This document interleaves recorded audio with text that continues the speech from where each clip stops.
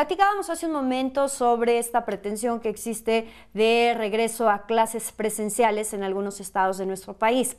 Para continuar hablando de este tema, me da muchísimo gusto darle la bienvenida y recibir esta mañana a Juan Martín Pérez García, él es director de la Red por los Derechos de la Infancia en México. Juan Martín, ¿cómo estás? Muy buenos días.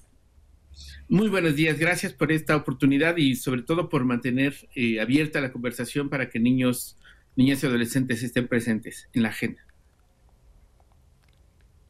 Juan Martín, platícanos, ¿consideran ustedes que existen las condiciones hoy por hoy en México para este regreso a clases de manera presencial? Sí, Jimena, permíteme destacar lo que UNICEF el pasado 2 de marzo volvió, como ya lo ha hecho también el secretario general de Naciones Unidas, a llamar la atención hacia los estados y particularmente al estado mexicano sobre la urgencia de regresar a la escuela.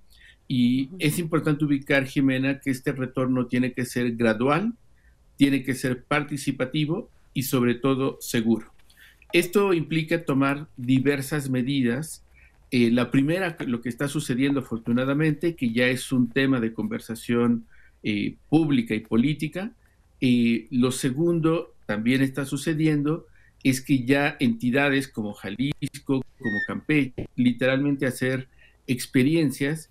Y aquí hago un pequeño paréntesis, Jimena. En América Latina, en Europa, se están tomando clases en la mayor parte de los países, de tal manera que ya hay bastante experiencia que podemos recuperar y que esto implica también que no solamente es un retorno, digamos, en términos a las clases, al espacio presencial, sino sobre todo que es recuperar la comunidad educativa. Es decir, si nosotros entendemos que el inmueble escolar es importante, pero lo central es el diálogo que deben de tener maestras, maestros, padres y madres de familia, autoridades educativas y los propios estudiantes, niños, niñas y adolescentes.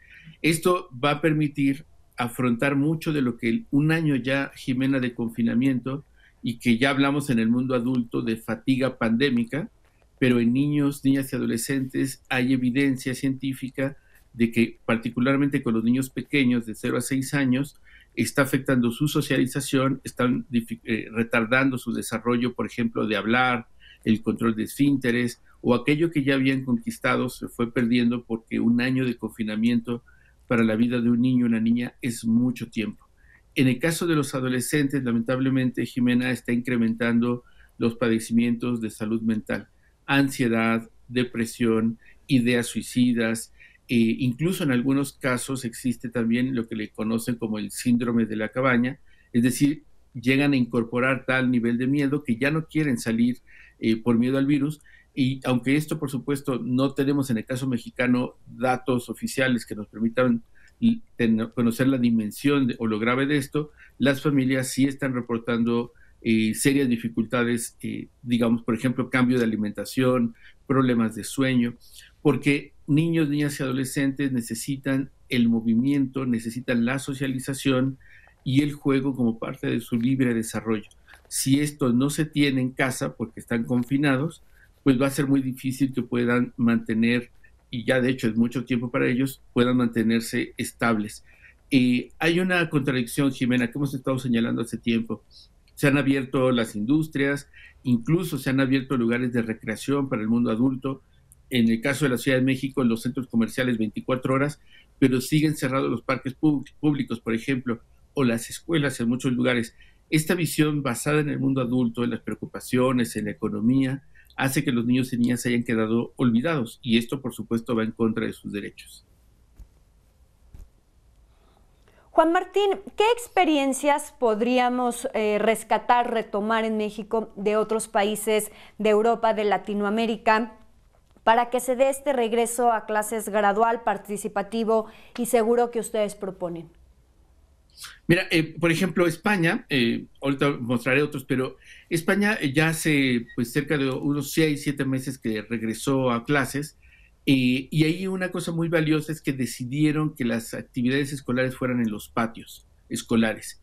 y también hicieron uso de la calle, digamos que rodea los establecimientos educativos, y eso llevó, por ejemplo, a que ahora mismo se estén gestando cada viernes manifestaciones públicas para las escuelas solicitando que ya sean selladas las calles peatonales que rodean a las escuelas, como una medida de crear un cinturón de seguridad, pero también mucho más espacio al aire libre para los juegos y las actividades educativas. Por ejemplo, Costa Rica, que tiene además una gran tradición de cuidado del medio ambiente, ha aprovechado este potencial para tener igual escuelas de tiempo completo, escuelas abiertas, pero también modificaron, al igual que Ecuador, por ejemplo, las modalidades escolares, de tal forma que no solamente es la escuela tradicional, sino dio reconocimiento y se está estimulando mucho la escuela en casa, obviamente con actividades muchas al aire libre, o por ejemplo, República Dominicana se dio un tiempo que nosotros hemos perdido lamentablemente para preparar a todos los maestros y maestras y permitió que las escuelas que tuvieran condiciones de agua, de aire, digamos, espacios con más bien, espacios abiertos y también la posibilidad de que niños y niñas pudieran estar de manera gradual participando, pudieran ir abriendo. Y esto obviamente casi siempre fueron las escuelas privadas, lo cual, pues, digamos, muestra las brechas de desigualdad, pero no sanciona o no frena que en aquellas escuelas donde sea posible se pueda aperturar. Y creo que las experiencias de Campeche y Jalisco nos pueden dejar muchas enseñanzas. Uno de estos va a cruzar con la necesidad de garantizar prioritariamente la vacuna al cuerpo docente. En el caso mexicano es un gran desafío, porque pueden alcanzar casi el millón de personas, de lo que significaría la plantilla de profesores y profesoras. Pero obviamente tenemos a un segmento muy joven que no tendría por qué vacunarse, sería esencialmente la población adulta mayor o aquella que tiene algún tipo de padecimiento o comorbilidad, pero creo que necesitamos en el sentido voluntad política. Lo que podemos observar en otros países, y esto es algo que deberíamos de aprender, es que esta es una conversación pública. Fue muy bueno que ahora, de manera reciente, el presidente lo colocara. Entendemos que es hasta este próximo viernes que la Secretaría de Educación Pública estará en reunión para planificar. El llamado es a que se involucre directamente a niños, niñas y adolescentes, como es su derecho constitucional, se involucra a las familias y también, por supuesto, a las organizaciones que trabajamos en estos temas. Comentarte, Jimena, que varias organizaciones esta semana estaremos realizando propuestas, tratando de animar a que se entienda que esto no es una decisión administrativa, sino es una decisión de derechos, porque los niños, niñas y adolescentes se están enfrentando, como ya expliqué, muchos problemas, y uno de ellos muy grave es una crisis de aprendizaje. La escuela no está siendo estimulante, la modalidad de televisión, digamos, educativa ha sido un retroceso a 30, 40 años y se está perdiendo por la crisis económica a un número importante de niños que están abandonando para ir a trabajar y sobrevivir ante, pues, digamos, la falta de programas públicos que les acompañen. Juan Martín, vamos tarde en la elaboración de este plan, de esta estrategia para el regreso a clases presenciales. Comentabas tú ahorita que se ha perdido tiempo, sobre todo en la capacitación de los maestros para pues nueva manera de impartir clases. Esto por un lado, y por otro, ¿se ha acercado directamente el gobierno federal con ustedes para pedirles apoyo, para pedirles su opinión como expertos, como especialistas? Mira, sí vamos muy tarde, llevamos un año de pandemia y es hasta este viernes que se va a tener una conversación, de acuerdo a lo dicho por el presidente, para preparar el retorno a clases. Por supuesto, pensamos y queremos ser optimistas que lo han estado discutiendo al interior de la Secretaría de Educación Pública, pero aún así es tarde porque forma parte de un debate, reitero, nacional, no es una decisión administrativa. El 20% de las escuelas en nuestro país no tienen agua potable, lo cual significa que el tema de lavarse las manos está en riesgo. Pero además, no olvidemos que nuestro país, a diferencia de otros, tiene altísimos niveles de pobreza. Y esto va a significar que si los niños tienen que llevar sus elementos, por ejemplo, alcohol o el cubrebocas, y hay que recordar que no todos los cubrebocas le quedan a niños y niñas, tiene que ser un cubrebocas infantil, todo esto representa costos, pero importante con las y los maestros. hay todavía mucho miedo.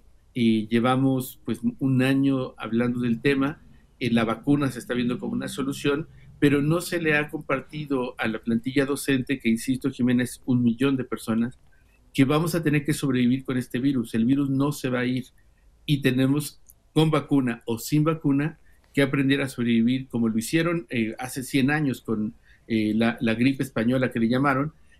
Ahora tenemos muchas más ventajas, pero lo importante, lo urgente es hablar. Aunque es tarde, vale la pena recuperar este diálogo. No hemos tenido, y esto es muy lamentable, diálogo con las autoridades educativas. Nos hemos mantenido, como saben ustedes, permanentemente señalando e invitando a que se tomen decisiones, pero lamentablemente la Administración Federal se ha caracterizado por una negativa a poder colaborar con las organizaciones y en algunos casos en ataques frontales. Esperemos que esto pueda ser superado, porque no solamente no ayuda en términos de la polarización del país, sino sobre todo se van a cometer errores. Las personas expertas que nos dedicamos a esto no solamente estamos mirando a la lógica del país o un territorio, sino estamos en el marco de los derechos humanos a nivel internacional, en diálogo permanente con experiencias y autoridades educativas de otros países, y tenemos la gran oportunidad en este país de aprender de lo que ya otros países hicieron y que seguramente puede ser benéfico para niñas, niños y adolescentes. Es importante, Jimena, recordar que el año pasado, no hay datos oficiales ahora, pero el año pasado el subsecretario de Educación Superior reconoció que en agosto ya habían perdido el contacto con el 10% de niños y niñas en educación básica y con el 8% en educación superior. Esto pudieran ser 4 millones de niños y niñas que estén en riesgo de abandono escolar o que ya dejaron la escuela. Y va a ser una tarea importante por ello el retorno gradual, participativo y seguro, para que podamos ir por esos niños y niñas que lamentablemente por la crisis de aprendizaje, por la economía, por la falta de seguimiento, ya no están continuando en las escuelas. Juan Martín, en el tema ya más académico, es bien sabido por todos, lamentablemente, que México ocupa los últimos lugares a nivel internacional en materia educativa. Ya a esto se suma el rezago que se presentó durante este año de la pandemia, esta deserción escolar, estos 4 millones de jóvenes que quizá ahorita han dejado las clases. ¿Cuánto tiempo nos va a tomar como país el resarcir este gran daño en materia educativa que nos ha dejado la pandemia? Mira, Jimena, esto ha sido un debate ya desde hace varios meses con expertos y expertas en educación. Animaría, digamos, hay varios textos y análisis que se han realizado sobre el tema y se pueden encontrar en las redes sociales, pero quizás lo importante es entender que las precondiciones que teníamos, como refieres tú, antes de la pandemia, no las están cobrando. Teníamos ya pues un incremento importante de abandono, sobre todo en personas jóvenes. A partir de los 16 años, cada año estábamos perdiendo 800,000 adolescentes que no continuaban estudiando, y buena parte de esto tiene que ver con que no es estimulante la escuela. Los métodos educativos que nuestro país estaba implementando, salvo honrosas excepciones, ya son viejos. Se intentó en la administración federal anterior hacer una reforma educativa que fracasó porque no está basada en conocimientos científicos actuales y sobre todo porque no se está entendiendo que 8 de cada 10 niños, niñas y adolescentes ya se comunican solo a través de dispositivos móviles. Y antes en la administración anterior con Peña Nieto y ahora con Andrés Manuel, seguimos atrapados en una visión vieja, pensando todavía en el libro, pensando todavía en una educación vertical de maestros y alumnos, cuando el mundo entero está transitando a otros métodos de educación horizontal, interactivo y sobre todo, pues disponibles en Internet. Así es que este retraso que estamos teniendo, incluso para poder regresar y recuperar la comunidad educativa, sí va a representar un impacto de al menos 5 años y en algunos segmentos de población, particularmente los más pobres, pudiera representar un retroceso de 10 años. Recordarte, Jimena, que 1 de cada 3 alumnos en nuestro país estaba en un grupo multigrado, es decir, había un maestro para varios niños y niñas de distintos grados escolares, y esto obviamente se ha demostrado afectaba la calidad educativa. La pandemia nos ha mostrado con mucha crudeza las brechas económicas. Las escuelas privadas lograron mantenerse en comunicación, en contacto, en Internet, con nuevas herramientas pedagógicas. En las escuelas públicas se fue diluyendo y lo que estamos enfrentando es que ahora, salvo muy pocas y honradas excepciones, la gran mayoría de los maestros enfrentan fatiga pandémica, ya no tienen contacto con los alumnos y los están saturando de tareas o de actividades sin sentido, porque además, si cualquiera de ustedes puede ver este programa de Aprende en Casa a través de la televisión, les puedo asegurar que no pueden ver 2 o 3 programas por el nivel o la mala calidad en la que están construidos. No cuestiono la buena voluntad, pero no podemos pensar que un sistema educativo en una crisis global se sostiene de improvisaciones o buenas intenciones. Se requiere inteligencia, conocimiento y experiencia. Y sumar, yo agregaría, Juan Martín, sumar a los expertos, sumar a los que saben. Juan Martín, muchísimas gracias. Juan Martín Pérez García, director de la Red por los Derechos de la Infancia en México. Muchísimas gracias. Gracias, Jimena, por esta oportunidad y animemos la conversación, involucremos a nuestros hijos e hijas, que son al final los que padecen las buenas o malas decisiones que toma el mundo adulto. Gracias.